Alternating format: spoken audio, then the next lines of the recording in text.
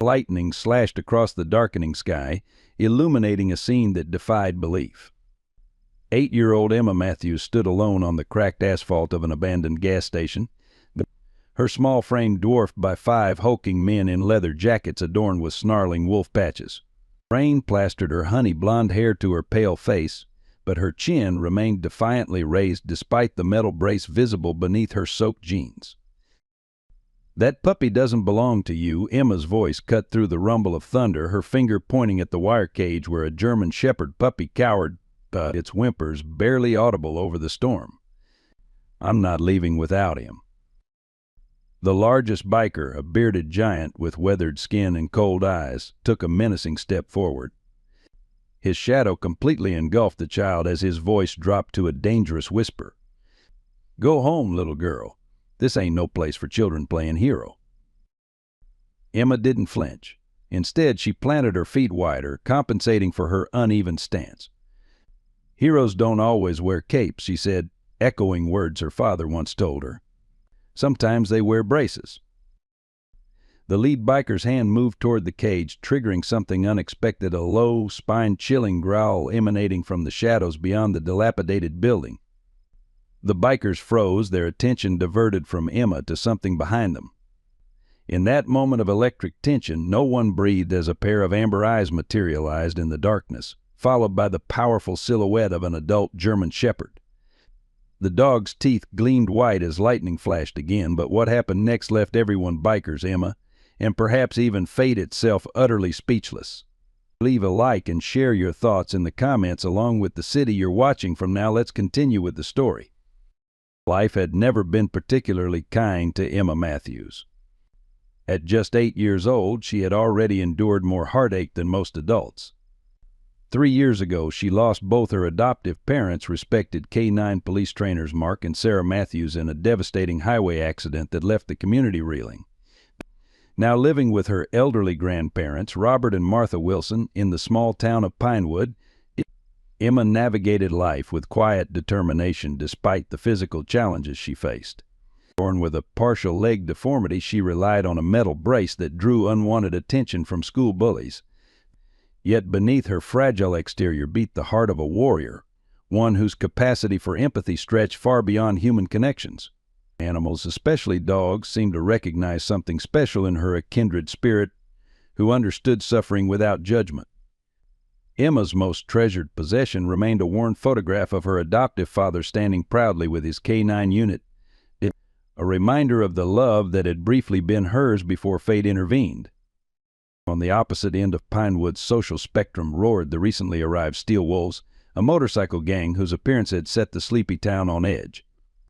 Their leader, Ray Blackwell, carried himself with the hard-edged authority of his former military service, his weathered face revealing little of the personal tragedy that had driven him to this life, the loss of his 7-year-old daughter to leukemia 5 years prior.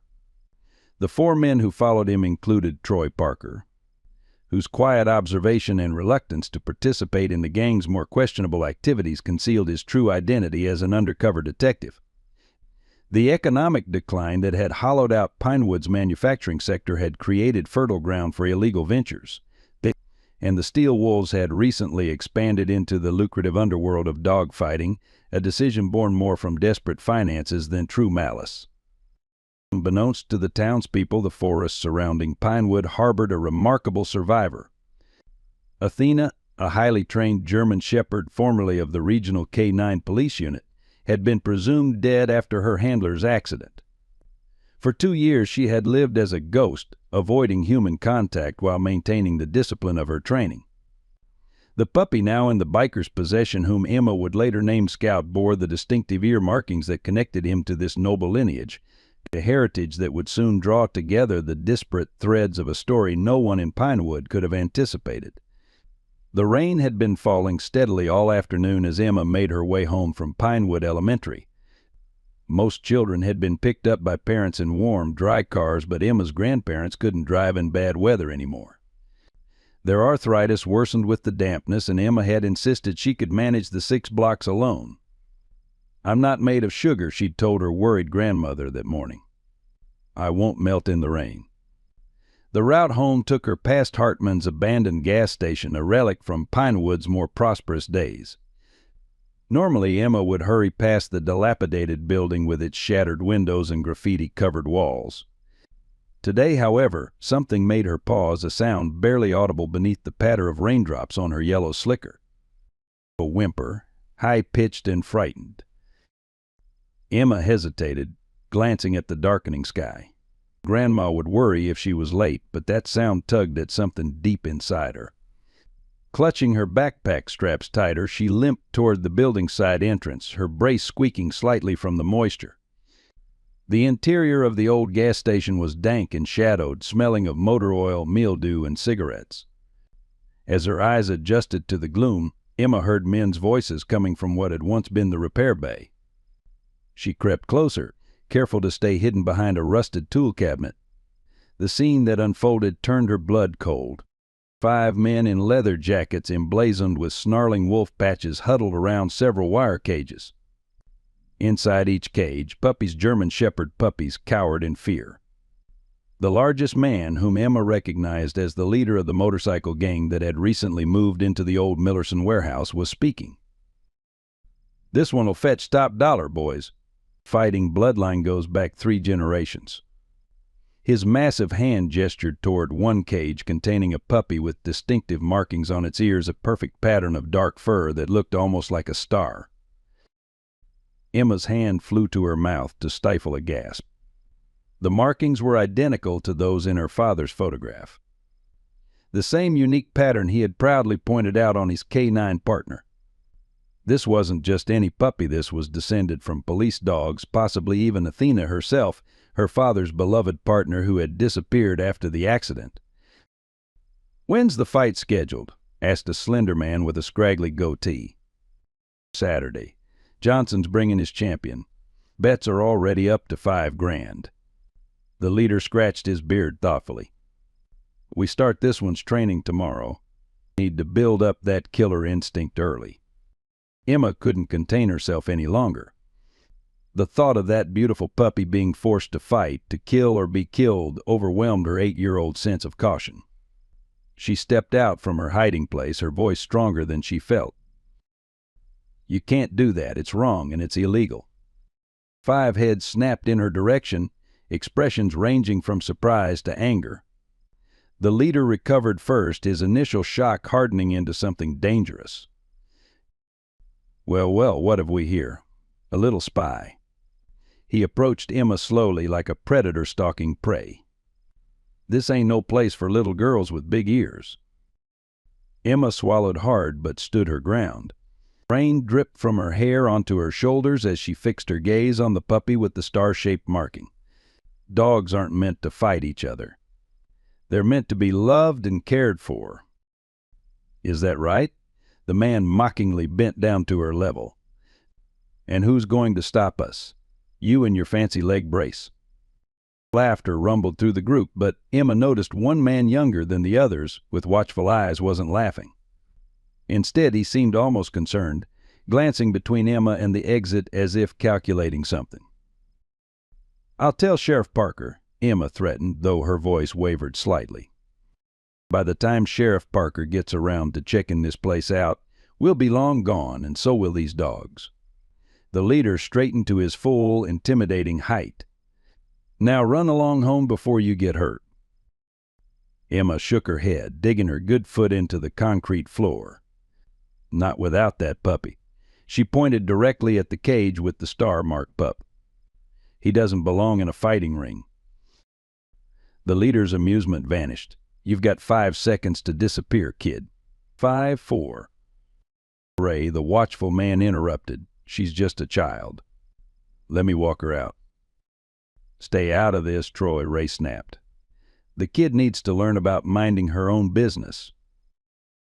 As Ray advanced toward Emma, the little girl backed up until she felt the cold wall behind her.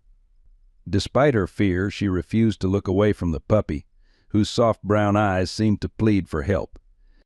In that moment of connection, something extraordinary happened outside. A long, low howl cut through the drumming of rain on the tin roof. The bikers froze. That wasn't the sound of a domestic dog. It carried too much weight, too much wildness. Probably just a stray, muttered one biker nervously. Ray shook his head. No stray sounds like that. He turned back to Emma. This is your last warning, kid. Yet, the crash of breaking glass interrupted him as something large and powerful burst through the side window. A blur of wet fur and muscle landed in the center of the room, a full-grown German shepherd, teeth bared in a snarl that raised the hair on every human neck. Water streamed from its dark coat as it positioned itself between Emma and the bikers, its stance unmistakably protective and trained. Emma stared in wonder. The dog's left ear bore the same star-shaped marking as the puppy. Through the fear and confusion, a name bubbled to her lips, a name she'd heard countless times in her father's stories. Athena? Me. The dog's ears twitched at the name, but her focus remained laser-sharp on the threat before her. Ray reached slowly toward his boot, where a knife was surely hidden. Athena's growl deepened in warning. Call off your dog, Ray demanded, his confidence cracking slightly. She's not mine, Emma whispered, though something in her heart argued otherwise. But I think she wants the same thing I do. Her eyes darted to the puppy, who had pressed itself against the cage wire, whimpering excitedly at the sight of the adult dog. In the standoff that followed, Emma made her decision. While Athena kept the bikers at bay, she edged toward the cages. The younger biker, Troy, suddenly moved not to stop her, but to unlock the cage door with lightning speed, giving her a barely perceptible nod. Take him and go, he murmured. Now. Emma didn't hesitate. She scooped the puppy into her arms and backed toward the exit. Athena remained between her and the bikers, hackles raised, giving Emma the chance she needed to escape with her precious cargo into the rain-soaked afternoon. And what none of them realized as Emma disappeared with the puppy was that this rescue was only the beginning of a story that would change Pinewood forever. Martha Wilson nearly dropped her teacup when Emma burst through the front door of their modest bungalow, soaking wet and clutching a trembling bundle of fur to her chest. Good heavens, child! What on earth? Her exclamation died as she registered what her granddaughter was holding. Emma Matthews, you know we can't have a dog. Your grandfather's allergies. Please, Grandma, Emma pleaded, rainwater pooling around her feet on the worn linoleum. He needs help.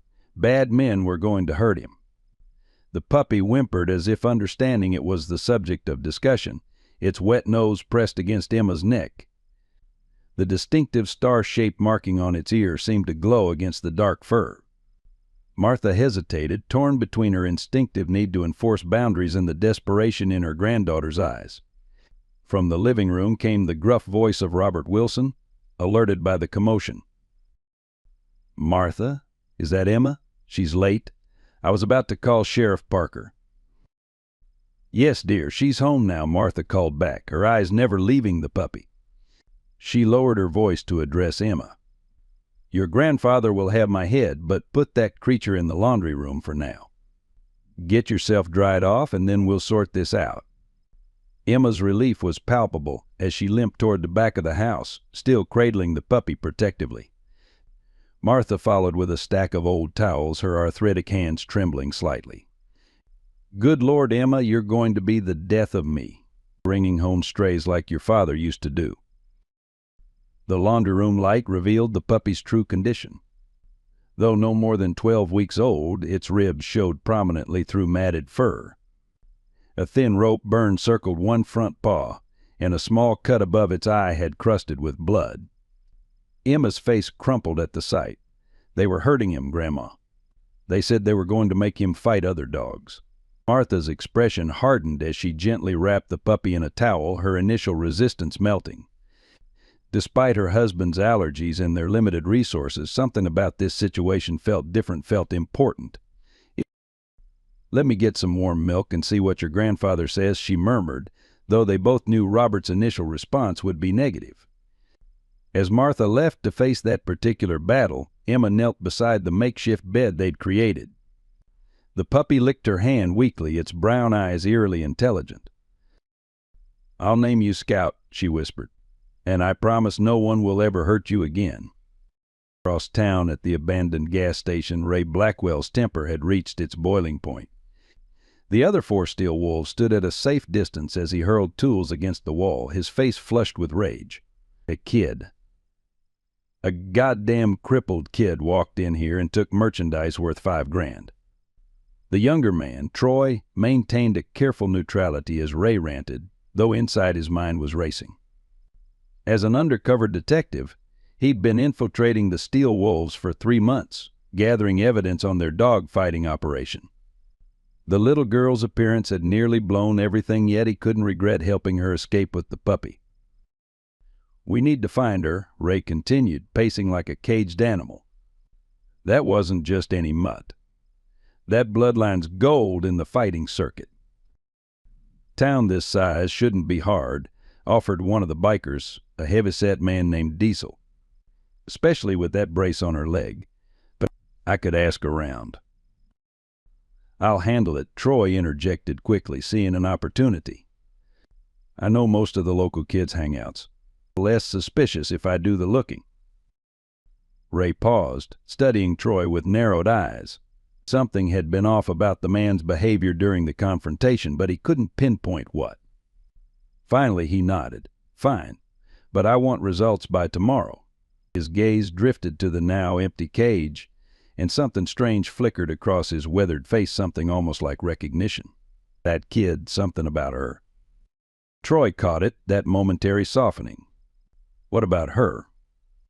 Ray's expression hardened again. "Nothing. Find her. Find the dog." He turned away, effectively ending the conversation, but not before Troy noticed him surreptitiously removing a worn photograph from his wallet, a snapshot of a young girl with honey blonde hair, not unlike Emma's. As twilight deepened into night, Emma sat beside her bedroom window watching raindrops trace silver patterns on the glass. The confrontation with her grandfather had gone exactly as predicted: initial refusal, followed by reluctant compromise after Martha's quiet intervention. Scout could stay the night, but tomorrow decisions would have to be made. Emma's thoughts drifted to the adult German shepherd who had appeared so mysteriously. Had she imagined the dog responding to the name Athena? It seemed impossible her father's canine partner had vanished after the accident 3 years ago. Yet the markings were identical, and something in those amber eyes had seemed hauntingly familiar. A movement in the backyard caught her attention. Emma pressed her face closer to the glass, squinting through the rain. There, beneath the old oak tree, stood a dark silhouette, the unmistakable shape of a German shepherd. The dog stood perfectly still, amber eyes fixed on Emma's window, water streaming from her powerful frame. Emma gasped, her heart racing. Without thinking, she unlocked her window and pushed it open a few inches. "Athena?" she whispered into the night. "Is it really you?" The dog's ears pricked forward at the sound of Emma's voice. For a moment, neither moved.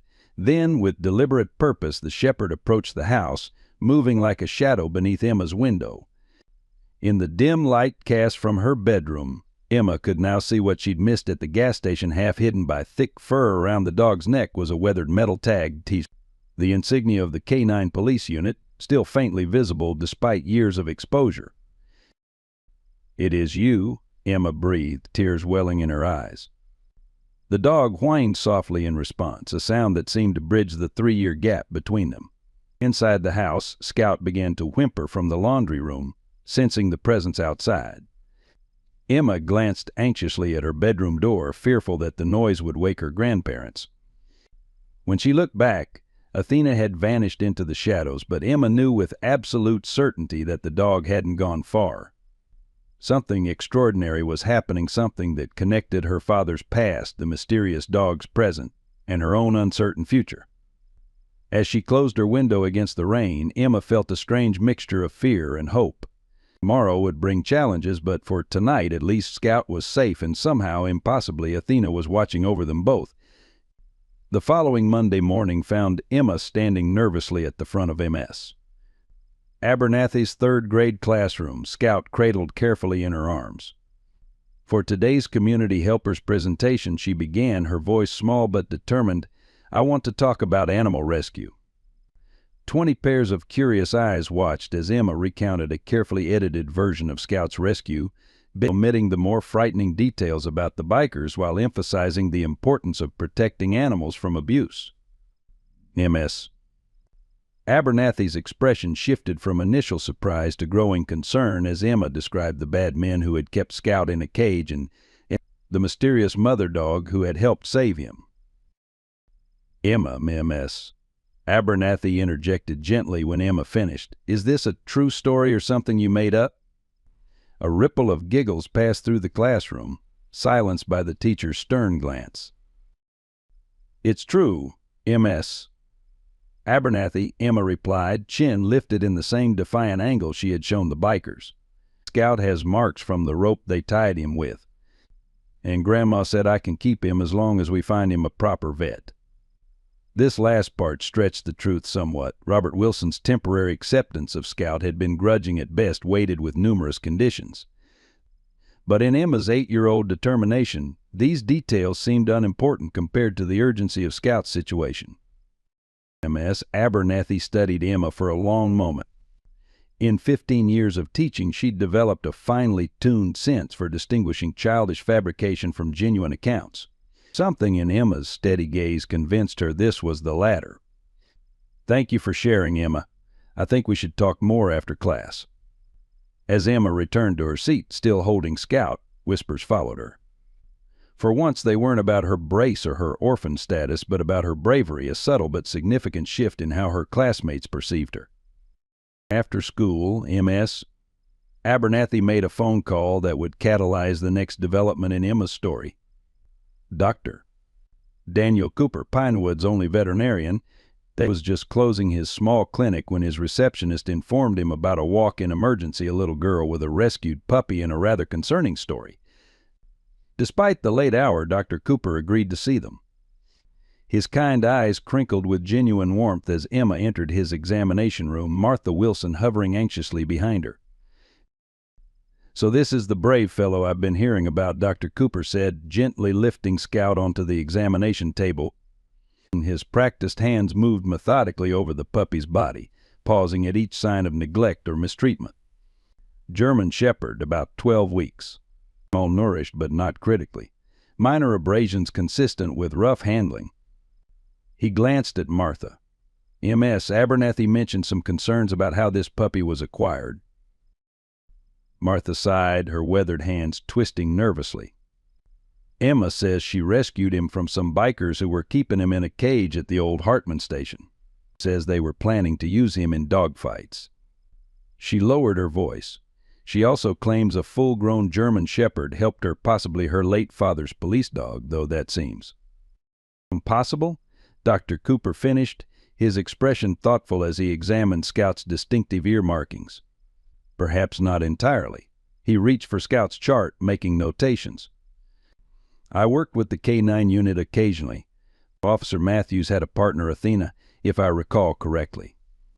Exceptional dog with unique markings very similar to this puppy's. He looked directly at Emma. Athena was never found after the accident. Most assumed she died in the crash or ran off into the woods. Emma's face brightened. That's her. I saw her last night in our backyard. She was watching the house. Dr. Cooper and Martha exchanged glances that plainly communicated adult skepticism, but the veterinarian chose his words carefully. Well, German Shepherds are remarkably intelligent and loyal animals. And stranger things have happened. He turned his attention back to Scout, administering vaccines and cleaning the rope burn on his leg. I'm treating this little fellow free of charge. Consider it my contribution to animal welfare in Pinewood. His expression grew more serious. But Emma, if what you're saying about dog fighting is true, we need to tell Sheriff Parker. Emma's momentary joy faded. They'll come looking for Scout. They said he was worth a lot of money. Dr. Cooper's gentle manner didn't change, but something hardened in his eyes.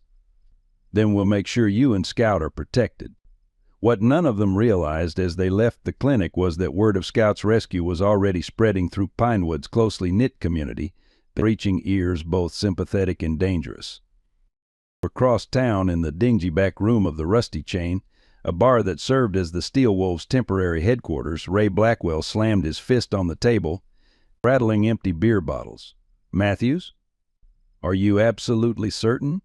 Troy nodded, his expression carefully neutral despite the tension coiling inside him. Finding Emma's identity had been unavoidable. His primary concern now was controlling how the Steel Wolves responded. Emma Matthews lives with her grandparents, the Wilsons, on Maple Street. Her father was. "I know who her father was," Ray interrupted, his voice uncharacteristically quiet. "Mark Matthews, K-9 unit." The other bikers exchanged confused glances at their leader's reaction.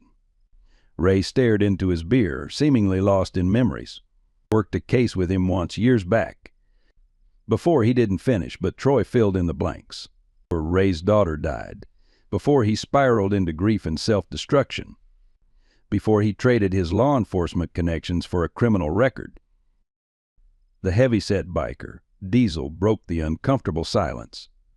"So what's the plan, boss? We need that dog back. Johnson's expecting prime fighting stock on Saturday." Ray's expression darkened. "We'll get the dog." He turned to Troy. "Keep watching the house. Find out their routines, when the grandparents leave, when the kid is alone." Something in his tone made Troy's instincts flare in warning. Ray wasn't just planning to retrieve Scout. There was something personal emerging, something potentially more volatile. That night, Troy made an encrypted call to his handler from a gas station payphone miles outside Pinewood. The situation's accelerating. Blackwell's fixated on the Matthews kid. I think there's history there beyond what's in his file. He listened to his handler's cautious response, frustration mounting. "No, I can't maintain cover much longer without participating in the retrieval operation. That means putting a child at risk." Another pause. "Fine, 72 hours, but I want protection for the girl and the dog." He hung up, the weight of his dual identity pressing down heavier than usual. 3 days to gather final evidence before the planned raid on the dog-fighting ring. 3 days during which Emma and Scout remained vulnerable. While Troy navigated his precarious position, Emma lay awake in her bedroom, the events of the day churning in her mind. Scout slept in a makeshift bed beside her, Robert Wilson having reluctantly relented on his no dogs in bedrooms rule after witnessing his granddaughter's devotion to the puppy. A sound at the window drew Emma's attention, a soft scratch that might have been tree branches in the wind, except there was no wind tonight. Carefully, so as not to wake Scout, Emma crept to the window and peered out. Athena sat in the moonlight, her amber eyes reflecting like twin flames in the darkness. This time Emma didn't hesitate. She silently raised her window and whispered, "Wait there." Minutes later, having navigated the creaky stairs with practiced stealth, Emma slipped out the back door into the yard. Athena remained perfectly still as the child approached, neither retreating nor advancing. "You remember me, don't you?" Emma whispered, stopping a respectful distance away. "You remember Dad, too." At the mention of Mark Matthews, Athena's ears pricked forward. Slowly, with the caution of someone approaching a wild thing, Emma extended her hand. "I won't hurt you, I promise." What happened next would stay with Emma forever. Athena closed the distance between them with deliberate steps and gently pressed her muzzle into Emma's outstretched palm. The contact sent a jolt of recognition through Emma. This wasn't just any dog. This was her father's partner, an animal she had known in the brief, happy years before the accident. As she stroked Athena's thick fur, her fingers found the half-hidden tag around the dog's neck. In the moonlight, she could just make out the inscription, Athena K-9 Unit 457, Handler, Officer M. Matthews. "You've been out here all alone," Emma whispered, tears welling in her eyes. "All this time." Athena whined softly, an almost human sound of acknowledgement. Then, with sudden alertness, the dog's head snapped toward the street.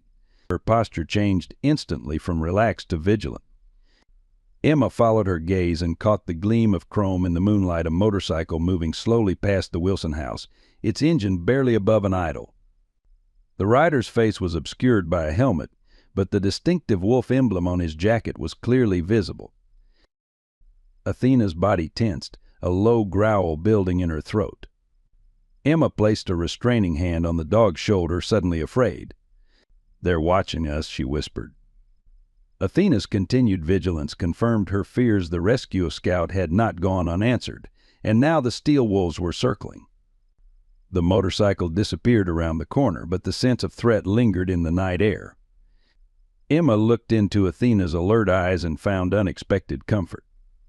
"You'll help us, won't you?" The dog's unwavering gaze seemed answer enough. The following days brought escalating tensions.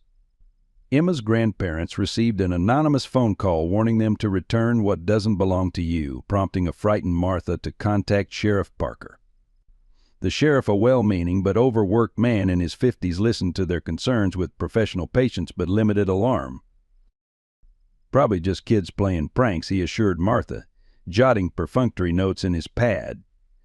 "But I'll increase patrols in your neighborhood for a few days." His dismissive attitude changed somewhat when Emma mentioned the steel wolves, specifically connecting them to suspected dog fighting activities. Sheriff Parker's expression sharpened. "That dog fighting, you say?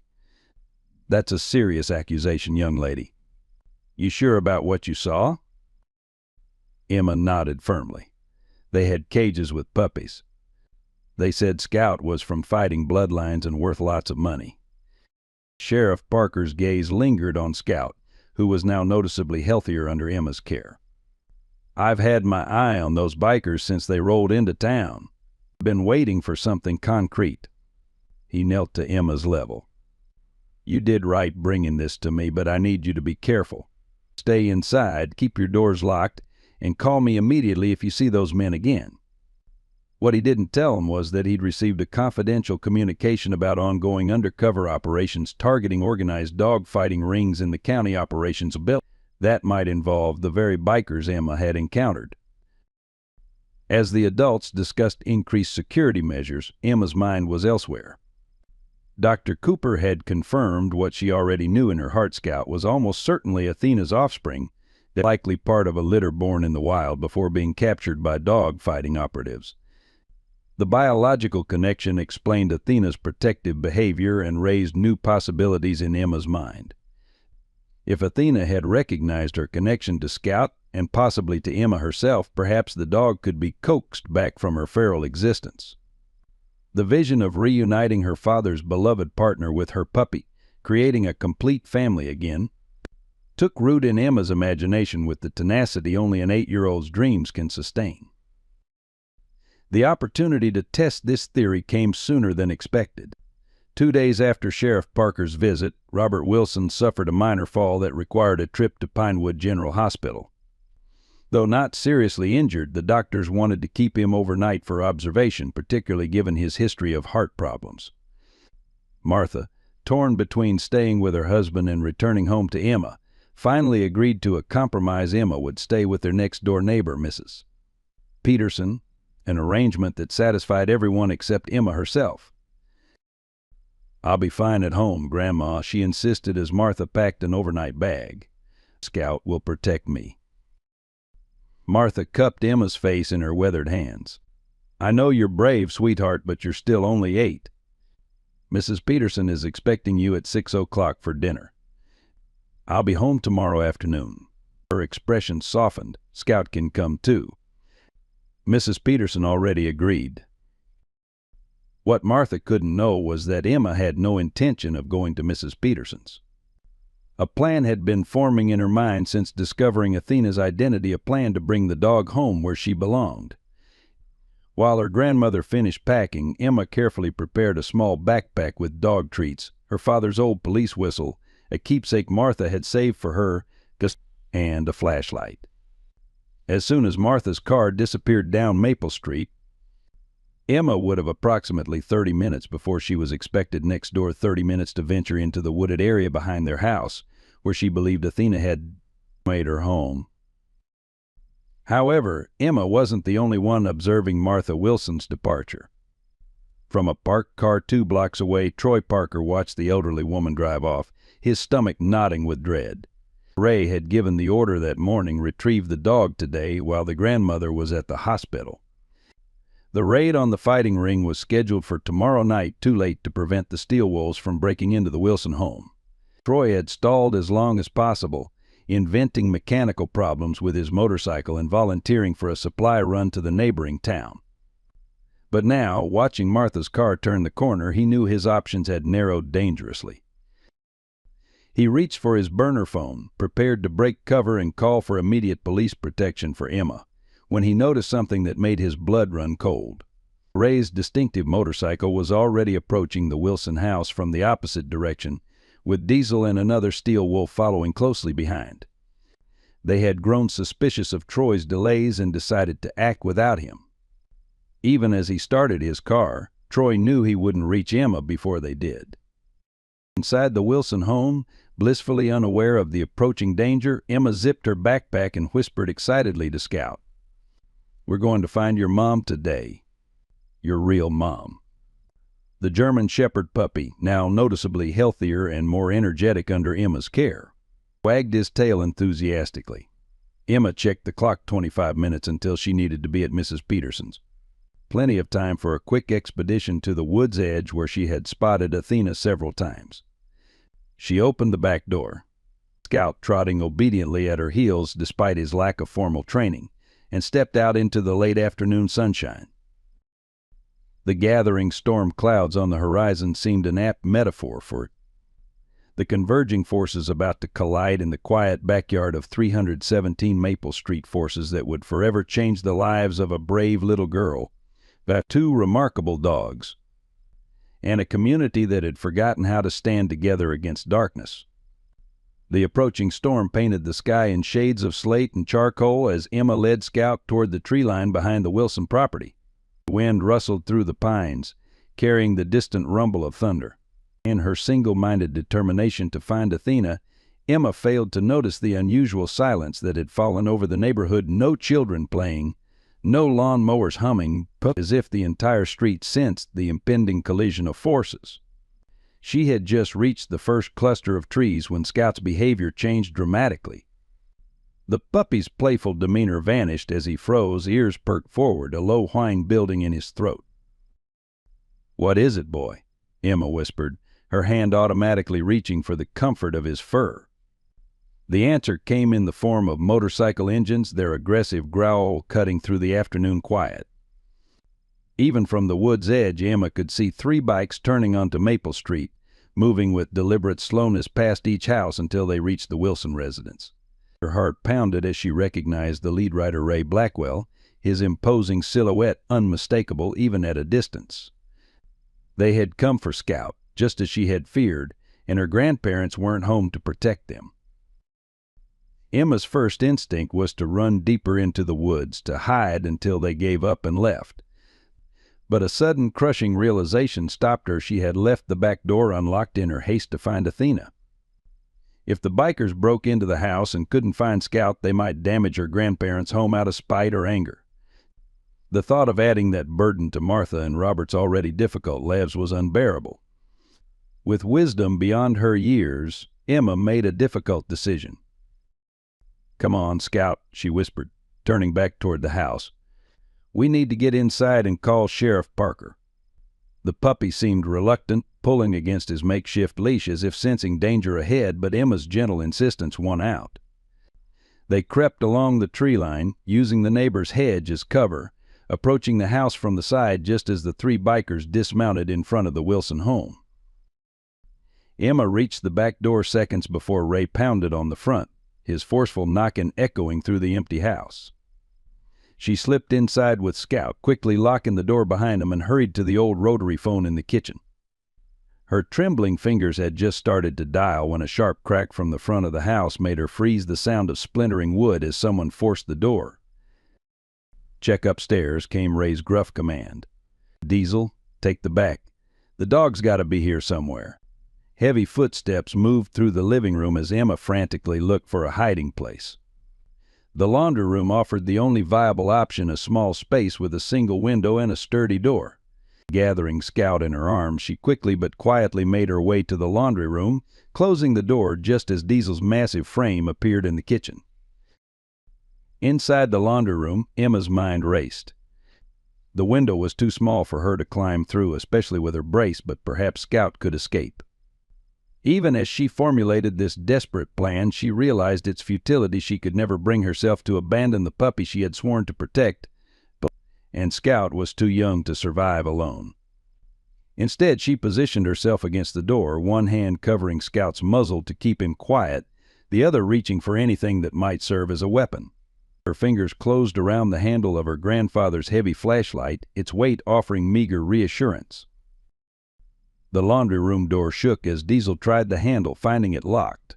"Back here, boss," he called out. "Something's locked in the laundry room."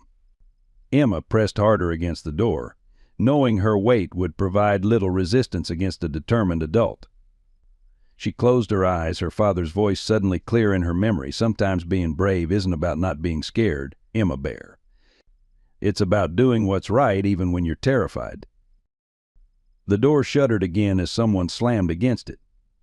Scout began to growl, despite Emma's restraining hand, his puppyish sounds more endearing than threatening. One more powerful hit, and the door frame cracked, the lock barely holding. Through the widening gap, Emma caught a glimpse of Ray's weathered face, his eyes widening slightly when he spotted her. "It's the kid," he announced, his tone oddly subdued. "She's got the dog with her." The pressure against the door eased momentarily. "Open up, girl. We're not going to hurt you. We just want what's ours." Emma clutched Scout tighter, the flashlight raised in her shaking hand. "He's not yours. You were going to make him fight other dogs. That's cruel and illegal." There was a pause, then Ray's voice came again, softer now. "Look, kid Emma, right? This doesn't have to get messy. That dog is worth a lot of money to people who understand its value. Your grandparents could use that money for your medical treatments, or that fancy leg of yours." The crude attempt at negotiation ignited something fierce in Emma's chest. Scout isn't property. He's a living, feeling being who deserves to be loved, not forced to fight. Her voice rose with conviction. "My dad was a police officer. He taught me that animals deserve our protection. He would never let you take Scout, and neither will I." The mention of her father seemed to trigger something in Ray. The door stopped shaking as his silhouette withdrew slightly. "Your dad, Mark Matthews? The K-9 trainer?" A note of uncomfortable recognition colored his voice. "Yes," Emma confirmed, confused by the sudden shift.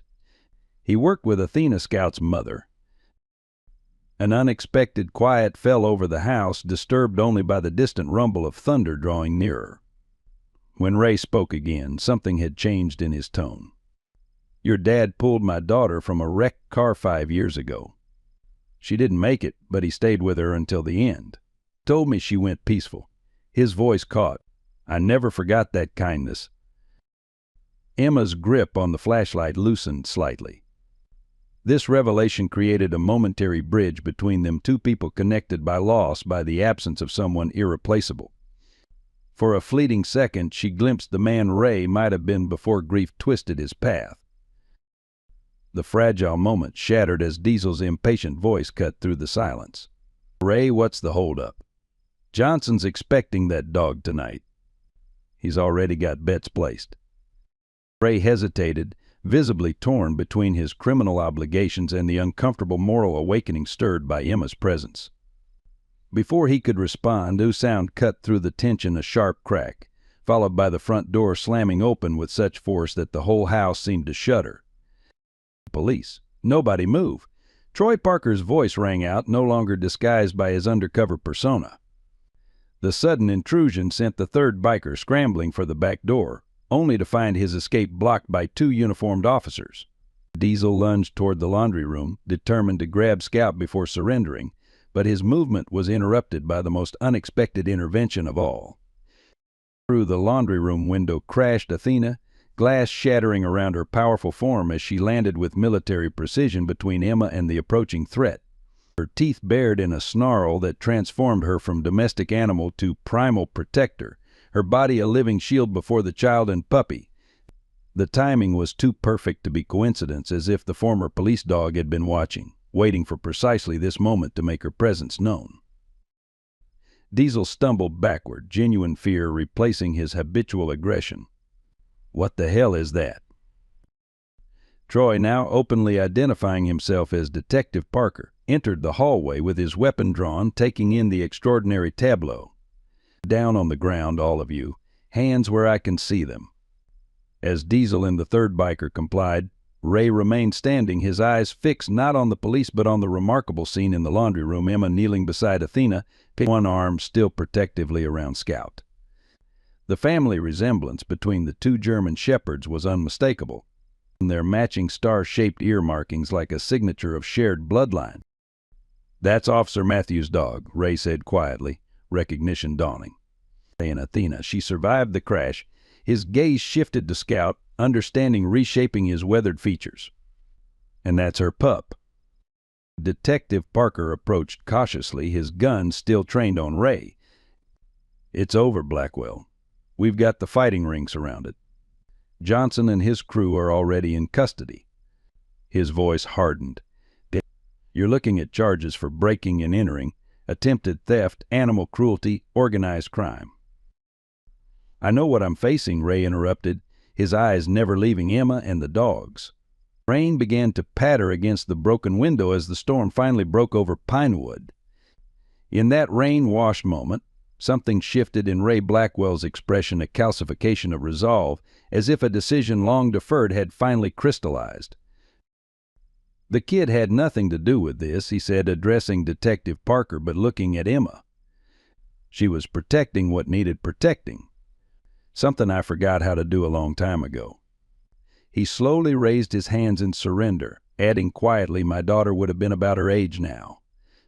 As uniformed officers secured the bikers, Detective Parker holstered his weapon and approached the laundry room cautiously. Athena remained vigilant, her posture communicating clear boundaries despite the official presence. Emma's small hand rested reassuringly on the dog's powerful shoulder, an image of trust that defied conventional wisdom about feral animals. "Are you hurt, Emma?" Detective Parker asked, maintaining a respectful distance from Athena's protective perimeter. Emma shook her head, a strange calm having replaced her earlier fear. "We're okay. Athena wouldn't let anyone hurt us." She looked up at the detective with sudden comprehension. "You're the biker who helped me at the gas station. You unlocked Scout's cage." Troy nodded, a small smile softening his professional demeanor. "Undercover detective. I've been tracking this dog fighting ring for months." His gaze shifted to Athena, professional admiration evident in his expression. "I never expected to find Officer Matthews' partner. She was declared dead years ago." "She's been living in the woods behind our house," Emma explained, her fingers gently stroking Athena's rain-dampened fur. "I think she's been watching over Scout ever since I brought him home. Maybe watching over me, too." The arrival of additional police vehicles filled Maple Street with flashing lights that pulsed against the gathering storm clouds. Neighbors emerged onto their porches, drawn by the commotion, their expressions a mixture of concern and curiosity. Among them was Mrs. Peterson, who had grown worried when Emma failed to appear for dinner. Her anxious calls to the hospital had reached Martha Wilson, who was now racing home in a taxi, fear for her granddaughter overwhelming her concern for hospital protocols about leaving Robert's side. Inside the Wilson home, the immediate danger had passed, but the situation remained delicate. Animal Control had been notified about the rescued fighting dogs, including Scout. Standard procedure would require both Scout and the apparently feral Athena to be taken to the county facility for assessment, a prospect that filled Emma with fresh dread. "You can't take them," she insisted as an animal control officer appeared in the doorway. "Scout belongs with me, and Athena belongs with Scout." Her small face set in stubborn lines that eerily echoed her father's determination. Their family. Detective Parker exchanged glances with the animal control officer, a silent professional communication passing between them. "Jim, give us a minute here," he requested. The other man nodded reluctantly and stepped outside, leaving Detective Parker alone with Emma and the dogs. "Emma, there are procedures we need to follow," he began gently, crouching to her eye level. "Scout was rescued from an abusive situation, and Athena has been living wild for years. They both need proper evaluation by professionals."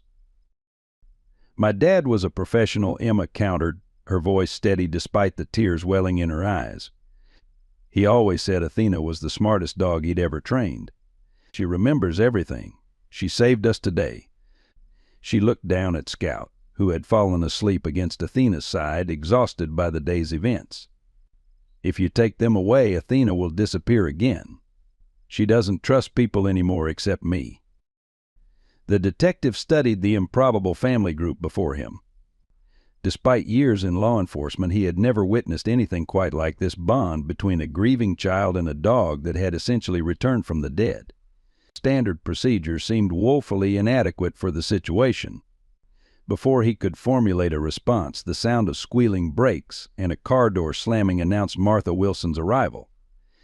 Martha burst through the damaged front door, her normally carefully styled hair disheveled, her eyes wild with fear.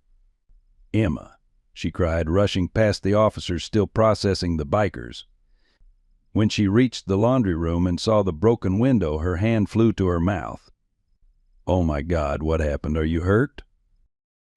Emma shook her head, rising carefully to embrace her grandmother without disturbing the sleeping Scout. "I'm okay, Grandma. The bad men came back for Scout, but Athena protected us and Detective Parker arrested them." Martha's relief at finding Emma unharmed quickly gave way to confusion as she processed the full scene: the powerful German Shepherd watchfully positioned beside her granddaughter, the slumbering puppy, the broken glass and splintered door frames. "Athena, your father," she broke off, disbelief warring with the evidence before her eyes. "But that's impossible. She was lost in the accident." "She found her way back," Emma said simply, with the unshakable faith of childhood. "She came back for Scout and for me." Detective Parker stepped forward, offering Martha his identification. "Mrs. Wilson, I'm Detective Troy Parker. I've been working undercover to break up a dog fighting ring operating in Pinewood. Your granddaughter's intervention saved this puppy from a terrible fate, but it also put you all at risk." He gestured toward the front of the house, where Ray and the other bikers were being escorted to police vehicles. "These men broke in looking for the puppy. If Athena hadn't appeared when she did," he left the sentence unfinished, its implications hanging in the rain-heavy air. Martha sank slowly onto a nearby chair, her legs suddenly unsteady. "All this happened while I was gone? While Emma was supposed to be at Mrs. Peterson's?" Her gaze sharpened accusingly on her granddaughter. "You never went next door, did you?" Emma looked down, guilt momentarily overshadowing her triumph. "I was going to, but I wanted to find Athena first. Then I saw the bikers coming, so I hid in here with Scout." She raised her eyes, sudden wisdom beyond her years shining through. "I couldn't let 'em hurt Grandpa's house, Grandma. Not after everything you've done for me." Martha's expression softened, maternal concern replacing anger. She reached out to touch Emma's cheek, then hesitated as Athena shifted position, a low rumble emanating from her throat. The sound wasn't quite a growl, but it clearly communicated boundaries. "She's still half wild," Detective Parker explained. "She's accepted Emma, but she'll need time with others." He cleared his throat, professional duty compelling him to continue. "Mrs. Wilson, I need to inform you that protocol requires both dogs to be taken to animal control for evaluation, given the circumstances." No, Emma's outcry was simultaneous with a more surprising source of opposition. "That won't be necessary." Ray Blackwell's voice carried from the hallway, where he stood flanked by two officers preparing to escort him to the waiting police vehicle.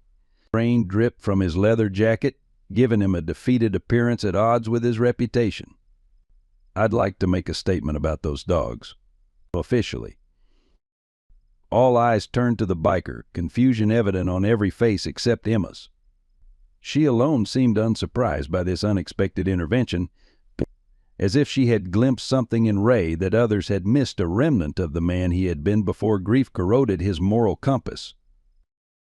"Those dogs," Ray continued, his voice rough with emotion, "they belong with the kid. With Emma Matthews." He met Martha's suspicious gaze directly.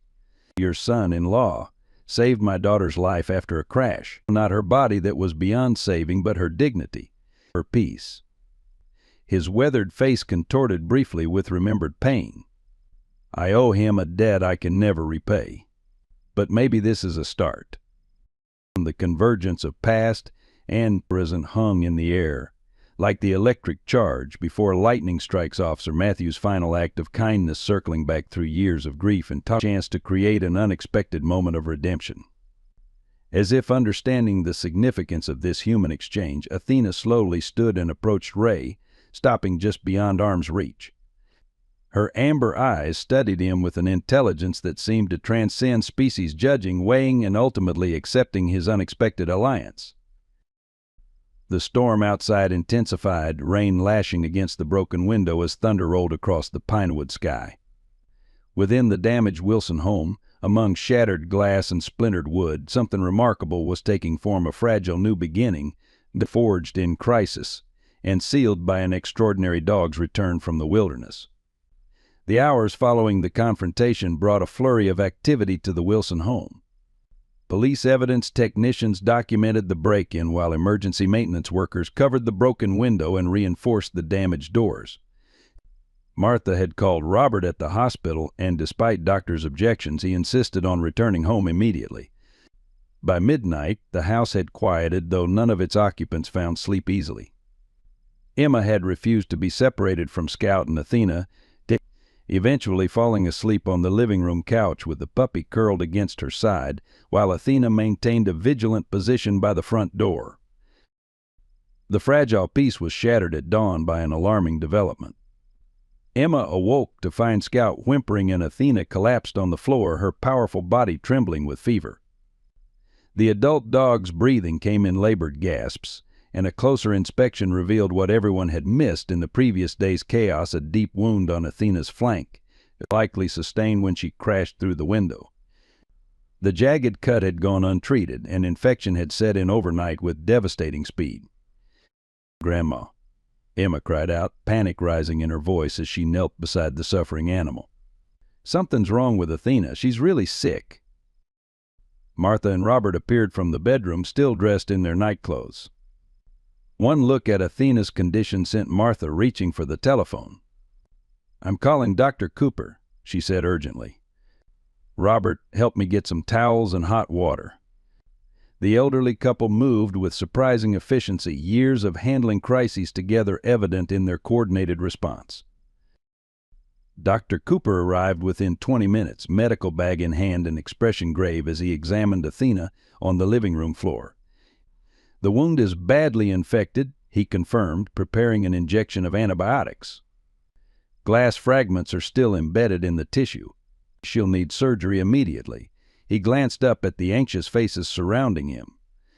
"She's severely dehydrated and running a dangerously high fever. I won't sugarcoat this, her condition is critical." Emma's small hand never left Athena's fur as Dr. Cooper administered emergency treatment. "You can fix her, right?" she asked, her voice small and frightened. "Like you fixed Scout?"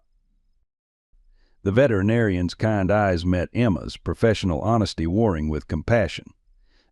"I'll do everything I can, Emma, but Athena has been living wild for years without proper nutrition or care. Her body has endured tremendous stress, and now this infection." He let the implications hang unspoken. "She's strong," Emma insisted, tears welling in her eyes. "She survived the crash. She survived winter storms and being alone. She can survive this too." Dr. Cooper nodded, unwilling to extinguish the child's hope. "Let's get her to the clinic right away. Every minute counts." With Robert's help, they carefully transferred Athena onto a makeshift stretcher an old door pulled from the garage and loaded her into the back of Dr. Cooper's station wagon. Emma insisted on accompanying them, clutching Scout protectively as she climbed into the vehicle. Martha watched them drive away, worry etched into the lines of her face. The telephone rang just as they disappeared around the corner, Detective Parker calling with updates on the case. The Steel Wolves dog fighting operation had been completely dismantled, with 14 dogs rescued from appalling conditions. Ray Blackwell and his associates faced multiple felony charges.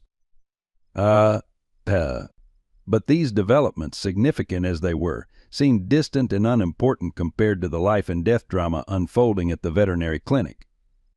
Inside Dr. Cooper's small practice, Athena's condition deteriorated rapidly despite emergency intervention. The surgery to remove glass fragments and clean the infected wound lasted over 2 hours, during which Emma sat rigidly in the waiting room, Scout sleeping fitfully in her lap. When Dr. Cooper finally emerged, his scrub stained with blood and his face etched with fatigue, Emma knew before he spoke that the news wasn't good. "The infection has spread, Emma," he said gently, sitting beside her. "Athena is very, very ill. The antibiotics aren't working as quickly as we'd hoped." He placed a hand on her shoulder, choosing his words carefully. "She's a fighter, but her body has been through so much trauma, not just the recent injury, but years of survival without proper care." Emma's chin trembled, but she forced herself to ask the question hovering in the air. "Is she going to die?" Dr. Cooper's professional demeanor softened. "I don't know, Emma. The next 24 hours will be critical. We're doing everything medically possible," but sometimes he hesitated, reluctant to burden the child with harsh realities. "Sometimes love and presence can reach places medicine can't. Would you like to sit with her?" Emma nodded wordlessly, gathering Scout in her arms as she followed Dr. Cooper into the treatment area. Athena lay on a metal examination table, connected to an IV drip and breathing shallowly. Her powerful body, once the embodiment of strength and protection, now seemed diminished, vulnerable in ways Emma had never imagined possible. Scout whimpered softly at the sight of his mother, straining toward her despite Emma's restraining arms. "You can talk to her," Dr. Cooper encouraged, pulling a chair close to the table. "Dogs can often hear and sense our presence even when they're very ill." Left alone with the 2 German shepherds, Emma carefully positioned Scout near Athena's head, where he immediately pressed his small body against his mother's neck. Then she took Athena's large paw between her small hands, holding it the way she might hold a human hand in prayer. "You can't leave now," she whispered fiercely. "Not when we just found each other again. Dad would want you to stay with us." Tears splashed onto Athena's fur as Emma continued her heartfelt plea. "Scout needs you. I need you." The hours passed in a vigil of hope and despair.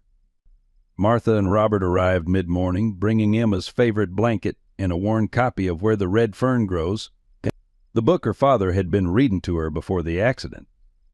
Without prompting, Emma opened the book and began reading aloud to Athena, her young voice steady despite the emotional weight pressing on her chest. "It's strange indeed how memories can lie dormant in a man's mind for so many years," she read, the words taking on new significance in the sterile clinic room. "Yet those memories can be awakened and brought forth fresh and new just by something you've seen or something you've heard or the sight of an old familiar face." Word of Athena's condition spread quickly through Pinewood's close-knit community.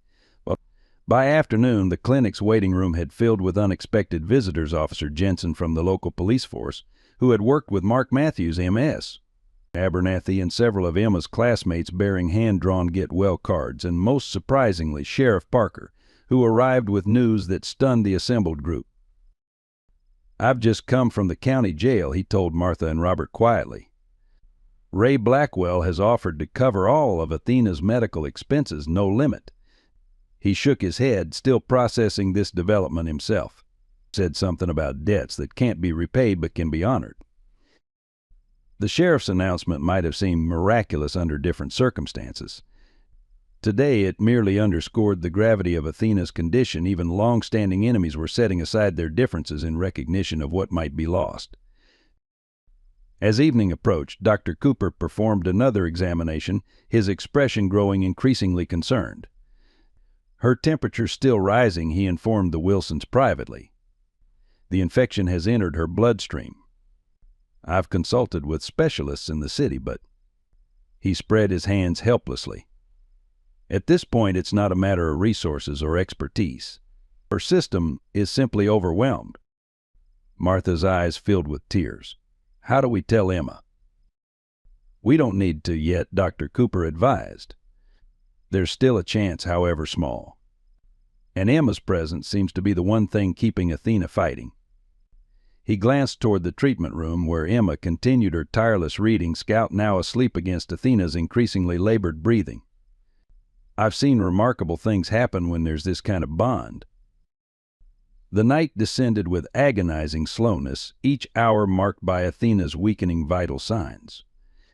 Emma refused all suggestions that she go home to rest, instituting herself as a permanent fixture at the dog's side. By midnight, her voice had grown hoarse from continuous reading, but still she persisted, drawing from memory her father's favorite stories when the book was finished. "Dad always said you were the bravest partner he ever had," she whispered, her small fingers stroking Athena's ear. "He said you saved his life 3 times. Now you've saved me and Scout, so you have to let us save you too. That's how it works." The childish logic carried all the force of absolute conviction.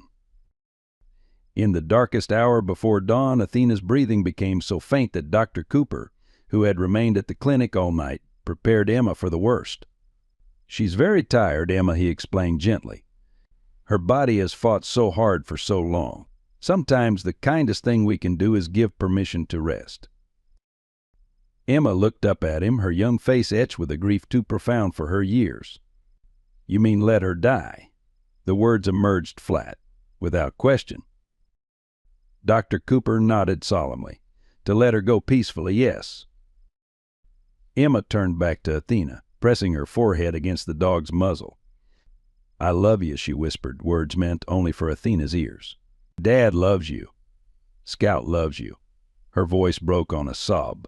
"If you need to go be with Dad, I understand." In that moment of heartbreaking acceptance, as Emma prepared to lose her second connection to her father, Scout suddenly raised his head and released a sound unlike any puppy's normal vocalization, a high, keening cry that seemed to echo through the clinic like a summons or a prayer. The mournful sound hung in the air, bridging some invisible gap between life and letting go. The following morning, Pinewood awoke to unexpected news that rippled through the community like wildfire. Ray Blackwell, former leader of the Steel Wolves and current inmate at the county jail, had requested an emergency hearing with Judge Holloway. Such requests from newly arrested individuals were typically denied, but Ray's insistence that his statement concerned a matter of life and death for a child had persuaded the judge to grant a brief audience. What no one anticipated was that Ray would use this opportunity not to plead his own case, but to advocate for Emma Matthews and the dog she was fighting to protect. Judge Holloway's chambers became the unlikely setting for a revelation that would transform the narrative surrounding Athena and Scout.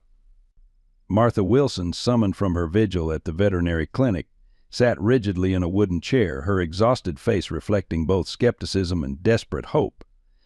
Sheriff Parker stood by the door, his official presence a bridge between the justice system and the human drama unfolding in a small-town veterinary clinic across town. Ray entered in handcuffs, the orange jumpsuit a stark contrast to his usual leather attire. Without preamble or self-justification, he addressed the judge directly. "Your Honor, I need to provide information about the German Shepherd known as Athena and her puppy Scout, information that affects their legal status and could determine whether that little girl loses another piece of her family." Judge Holloway, a stern woman in her 60s with a reputation for fairness, nodded for him to continue. Ray's weathered face seemed to age further as he organized his thoughts. 3 years ago, after Officer Matthews' accident, the department declared his K-9 partner Athena missing, presumed dead. 6 months later, a hunter reported seeing a German Shepherd with police markings in the forest outside Pinewood. The department conducted a brief search, but found nothing. Ray paused, taking a deep breath. "I was the one who spotted her next about 2 years ago while scouting locations for," he hesitated, glancing at the sheriff, "for our operations. She was alive but clearly feral. She had a litter of puppies with her." A murmur of surprise escaped Martha's lips. Ray continued, his voice steady despite the self-incrimination his story contained. "I recognized her from my time working with local law enforcement before." He trailed off, the ghost of his former life and his daughter's death hovering unspoken. I knew her puppies would have exceptional bloodlines for our purposes. I tracked the litter, waiting until they were old enough to survive without their mother. Then I took them all except Scout, who escaped during the capture." Judge Holloway interrupted, her keen legal mind identifying the significance. "You're saying all the puppies rescued from your operation are Athena's offspring? The offspring of a police dog?" "Yes, Your Honor. But there's more." Ray shifted uncomfortably in his restraints. "When the Matthews girl rescued Scout and Athena reappeared to protect them both, I recognized what we were witnessing. Not just a mother protecting her young, but a trained police K-9 still fulfilling her duty. Athena wasn't just hiding in those woods, she was patrolling the perimeter of Pinewood, focusing on the Matthews-Wilson property, still on duty in her own way." The implications settled over the room like dust after an explosion. Sheriff Parker stepped forward, professional interest piqued. "Are you suggesting Athena has been functioning as an unofficial K-9 officer all this time?" "I'm saying that dog never stopped being a police dog," Ray affirmed. "The training, the discipline, it's still there. You saw how she responded when the child was in danger. That wasn't just animal instinct. That was years of police work embedded in her DNA." He turned to Martha, his expression softening unexpectedly. "Mrs. Wilson, your son-in-law's partner never abandoned her post. She's been guarding what he left behind his daughter." Martha's hand flew to her mouth, tears welling in her tired eyes. The narrative Ray presented transformed Athena from a wild animal that had coincidentally helped Emma to a faithful guardian fulfilling a sacred trust. It framed the relationship between Emma and the dogs not as a child's wishful thinking, but as the natural continuation of a bond that transcended even death. Ray wasn't finished. He addressed Judge Holloway again, his voice taking on an unexpected note of humility. "Your Honor, I've done a lot of wrong in my life, especially since losing my daughter. But I know something about redemption and second chances." He gestured toward the window, where the morning sun illuminated Pinewood's modest skyline. "In the prison system, they have these programs, therapy dogs for inmates, animals that help the most broken men find something worth saving in themselves." His voice roughened with emotion. "I'm asking for Athena and Scout to be legally recognized as the property and family of Emma Matthews under the guardianship of Martha and Robert Wilson. And I'm volunteering to provide a sworn statement about their lineage and Athena's continued service to this community." Judge Holloway studied the man before her, decades of judicial experience allowing her to see beyond the criminal record to the complex human being making this unexpected plea. "Mr. Blackwell, while I appreciate your willingness to provide this information, the disposal of the dogs falls under animal control jurisdiction, not criminal court." "With respect, Your Honor," Sheriff Parker interjected, "there's precedent for judicial override in cases where service animals are concerned. If Athena can indeed be classified as a retired police K-9, different protocols would apply." The legal discussion might have continued, but it was interrupted by the sudden appearance of Detective Troy Parker at the chamber door, his expression urgent. "Excuse the interruption, Your Honor, but I have time-sensitive evidence pertaining to this case." He approached the judge's desk, presenting a flash drive and a folder of documents. "These are the complete records recovered from the Steel Wolves operation, including breeding documentation and sales records." He glanced at Ray, professional neutrality masking any personal judgment. "The evidence confirms Mr. Blackwell's statement regarding Athena and her puppies. Additionally, I've taken statements from Officer Jensen and 2 other officers who worked with Officer Matthews and Athena, all confirming the dog's distinctive training patterns and identifying markers." Judge Holloway examined the evidence, her expression thoughtful. After several moments of silence, she looked up at Martha. "Mrs. Wilson, setting aside legal technicalities for a moment, do you and your husband feel equipped to care for these animals, given your granddaughter's attachment to them?" Martha straightened in her chair, finding unexpected strength despite her exhaustion. "Your Honor, my husband and I have concerns about our age and health. But we've learned something important. These past few days, Emma needs these dogs as much as they need her. They're a connection to her father, yes, but they're also helping her heal in ways we couldn't manage on our own. She dabbed at her eyes with a handkerchief. As for being equipped, this community has shown us we're not alone. Dr. Cooper has offered ongoing veterinary care at reduced cost. Emma's teacher started a collection for fencing our yard. Even Mrs. Peterson next door, who's afraid of large dogs, has offered to help with walking Scout when Emma's at school. The judge nodded, measuring Martha's sincerity. Then she turned to Detective Parker. What about animal control? They have statutory authority here. Jim Caldwell from Animal Control is prepared to defer to the court's judgment, the detective responded, especially given the unusual circumstances and the dog's lineage. Judge Holloway made her decision with the swift certainty that had defined her judicial career. I'm issuing a temporary order classifying Athena as a retired service animal and Scout as her dependent offspring. Custody is granted to Emma Matthews under the guardianship of Martha and Robert Wilson, pending a formal hearing next month. She fixed Ray with a penetrating gaze. Mr. Blackwell, your testimony today will be noted in your case file. While it doesn't excuse your criminal activities, it does speak to character considerations. Ray nodded, understanding the limited mercy being offered. As the bailiff prepared to return him to custody, he addressed Martha directly. Mrs. Wilson, if Athena pulls through, tell Emma that some debts can never be repaid, but they can be honored. Her father's kindness to my daughter, I won't forget it again. As Martha left the courthouse, her step was lighter despite the physical exhaustion weighing on her small frame. The legal path forward was now clear, removing one crushing worry from her shoulders. She hurried back to the veterinary clinic, eager to share the news with Emma, only to find the waiting room buzzing with activity she couldn't immediately comprehend. Dr. Cooper emerged from the treatment area, his expression a mixture of professional amazement and genuine delight. Mrs. Wilson, you're just in time for the miracle. He gestured for her to follow him, leading her to where Emma sat beside Athena's treatment table.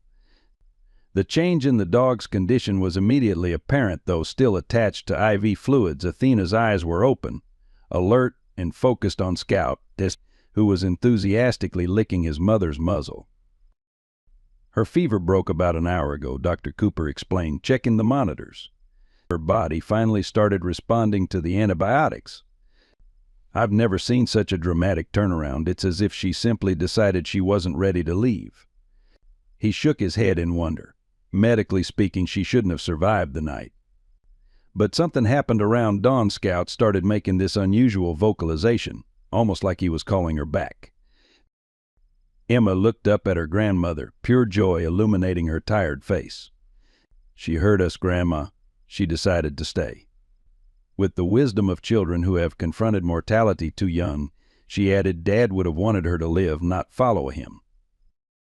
Martha knelt beside her granddaughter, embracing her gently while sharing her own unexpected news. The judge says they can stay with us, Emma. Both of them. Athena and Scout are officially part of our family now. She stroked Emma's hair, adding softly, and Mr. Blackwell told me to tell you that your father's kindness is being honored. Emma's brow furrowed slightly at this unexpected message from the former enemy, but she seemed to grasp its significance intuitively. Dad always said kindness creates ripples that go on forever, even when we can't see them anymore. She turned back to Athena, whose amber eyes now tracked every movement with the alert intelligence that had made her an exceptional police partner. I think he was right. Spring blossomed across Pinewood with remarkable vigor that year, as if nature itself celebrated the renewal taking place within the community. The Wilson home on Maple Street underwent a transformation that mirrored the seasonal change. A sturdy fence now enclosed the backyard, its construction a weekend project that had drawn volunteers from throughout the neighborhood. Officer Jensen and his teenage sons, Dr. Cooper and his staff, even Mrs. Peterson, who, despite her professed fear of large dogs, had arrived with homemade lemonade and sandwiches for the workers. The old shed in the corner had been repurposed as a spacious doghouse, complete with insulation and separate beds for Athena and Scout, though Emma insisted both dogs sleep in her room most nights. Inside, the house itself seemed brighter somehow. Robert Wilson, recovered from his fall and invigorated by a new sense of purpose, had undertaken long-postponed repairs with unexpected enthusiasm. Martha's initial concerns about accommodating 2 German Shepherds in their modest home had given way to a genuine appreciation for the structure and routine the dogs brought to their daily lives.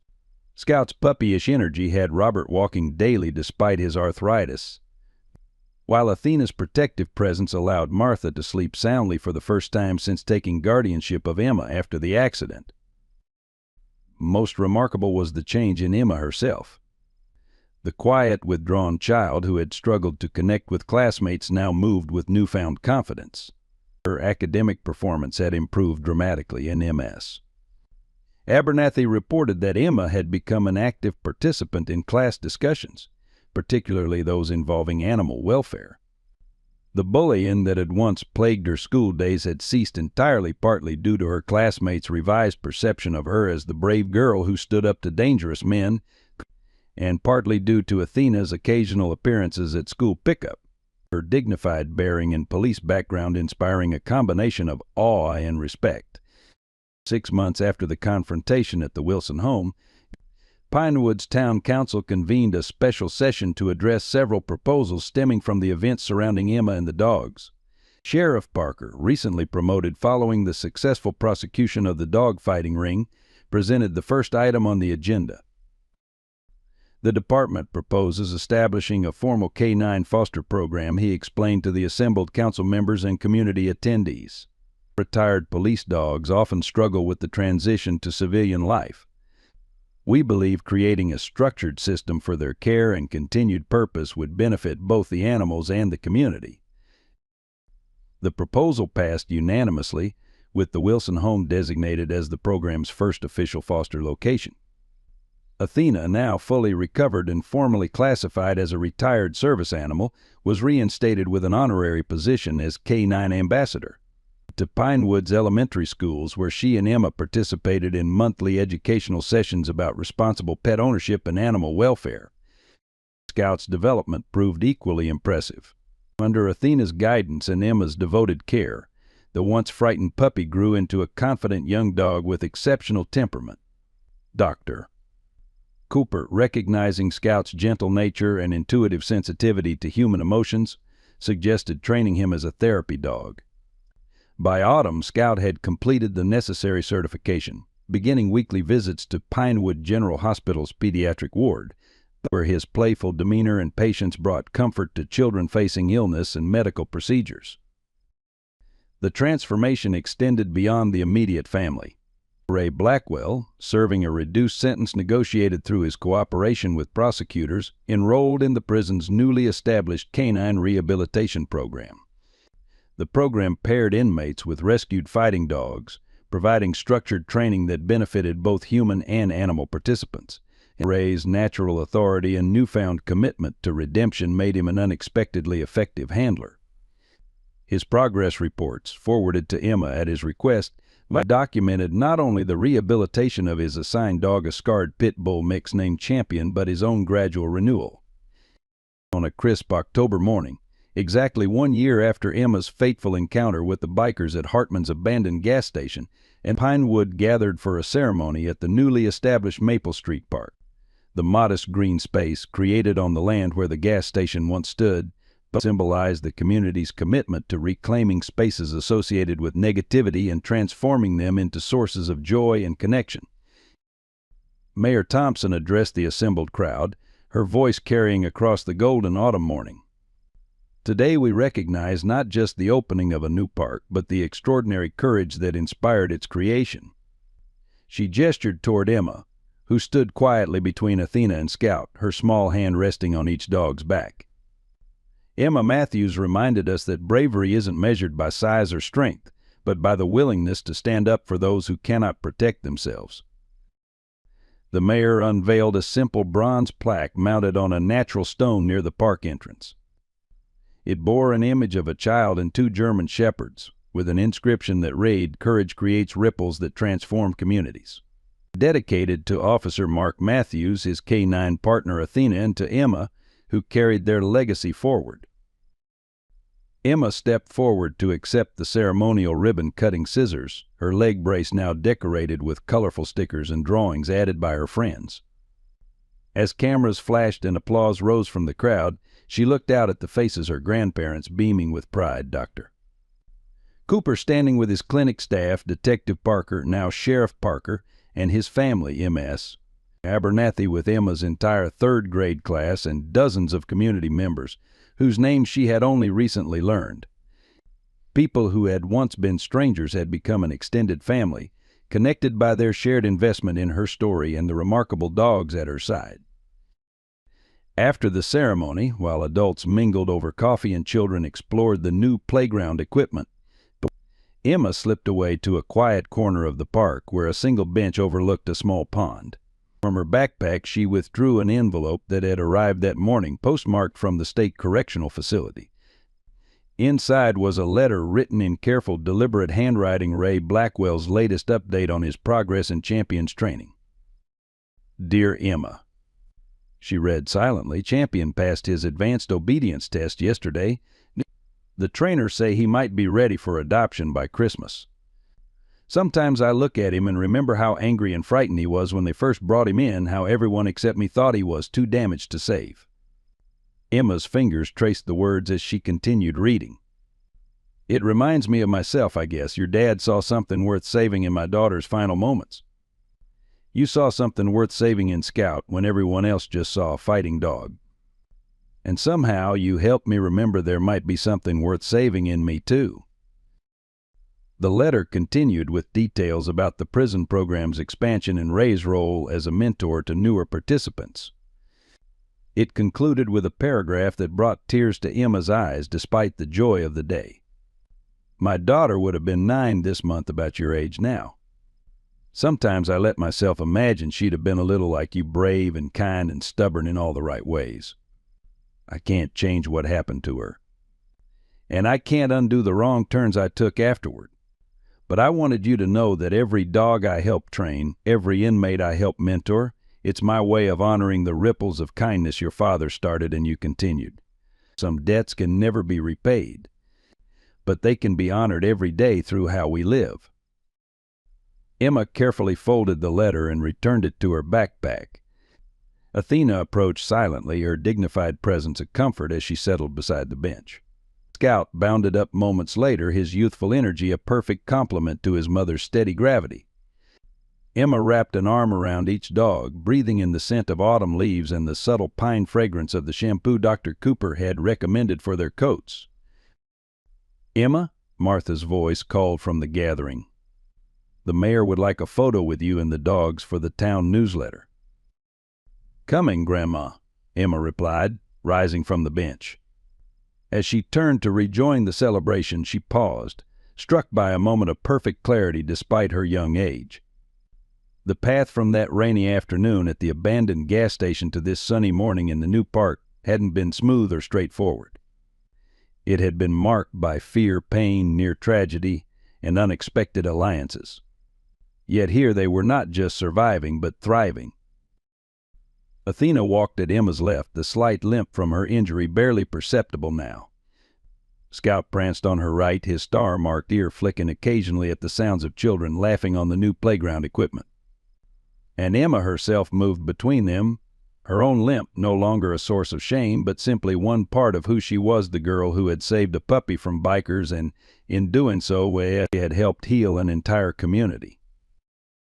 As they rejoined the gathering, Sheriff Parker approached with a gentle smile.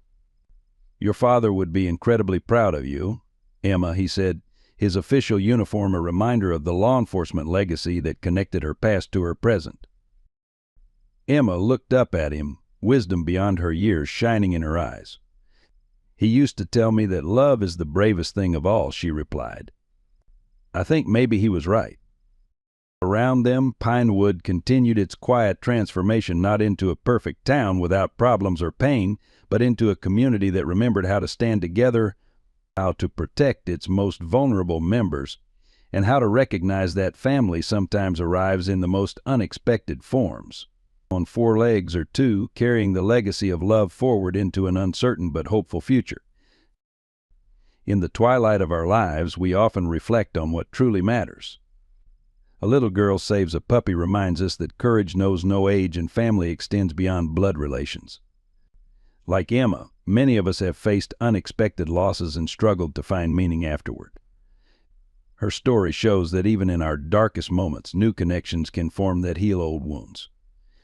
The bonds between Emma, her grandparents, and these remarkable dogs mirror the unexpected joys that can emerge in our later years when we open ourselves to new possibilities. For those feeling isolated or questioning their purpose, remember that your kindness creates ripples that continue long after you're gone. Like Officer Matthews, whose compassion lived on through his daughter and his canine partner, your legacy isn't defined by titles or possessions, but by the lives you've touched and the love you've shared. It's never too late to build new connections, to stand up for what's right, or to welcome unexpected joy into your home. I hope you enjoyed today's story. Subscribe to the channel so you don't miss more stories like this. Leave a like and comment below what you thought of the story. See you in the next video.